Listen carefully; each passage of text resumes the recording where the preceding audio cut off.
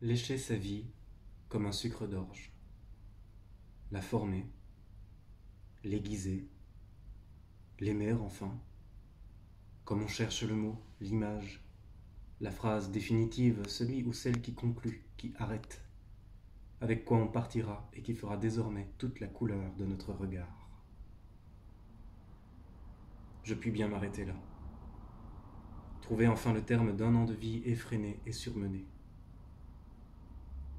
Cette présence de moi-même à moi-même, mon effort est de la mener jusqu'au bout, de la maintenir devant tous les visages de ma vie, même au prix de la solitude que je sais maintenant si difficile à supporter. Ne pas céder. Tout est là. Ne pas consentir, ne pas trahir. Toute ma violence m'y aide et le point où elle me porte, mon amour m'y rejoint, et avec lui, la furieuse passion de vivre qui fait le sens de mes journées. Chaque fois que je cède à ces vanités, chaque fois que l'on pense et vit pour paraître, on trahit. À chaque fois, c'est toujours le grand malheur de vouloir paraître qui m'a diminué en face du vrai.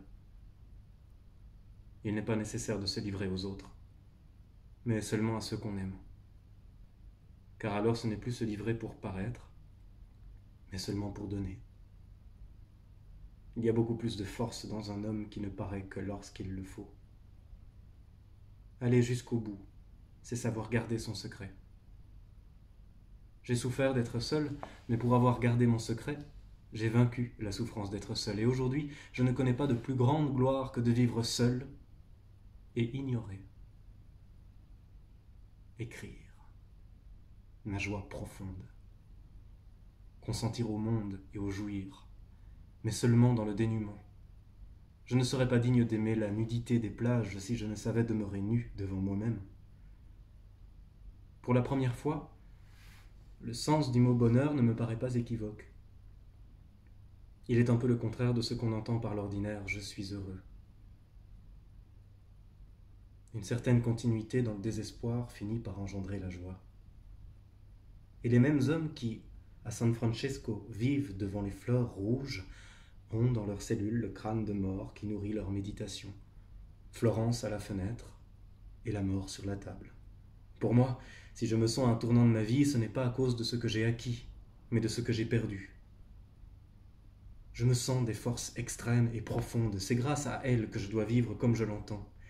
Si aujourd'hui me trouve si loin de tout, c'est que je n'ai d'autre force que d'aimer et d'admirer. Vie au visage de larmes et de soleil, vie dans le sel et la pierre chaude, vie comme je l'aime et je l'entends. Il me semble qu'à la caresser, toutes mes forces de désespoir et d'amour se conjugueront. Aujourd'hui n'est pas comme une halte entre oui et non, mais il est oui et il est non. Non et révolte devant tout ce qui n'est pas les larmes et le soleil. Oui à ma vie dont je sens pour la première fois la promesse à venir. Une année brûlante et désordonnée qui se termine, et l'Italie, l'incertain de l'avenir, mais la liberté absolue à l'égard de mon passé et de moi-même. Là est ma pauvreté et ma richesse unique. C'est comme si je recommençais la partie. Ni plus heureux, ni plus malheureux. Mais avec la conscience de mes forces, le mépris de mes vanités, et cette fièvre lucide qui me presse en face de mon destin.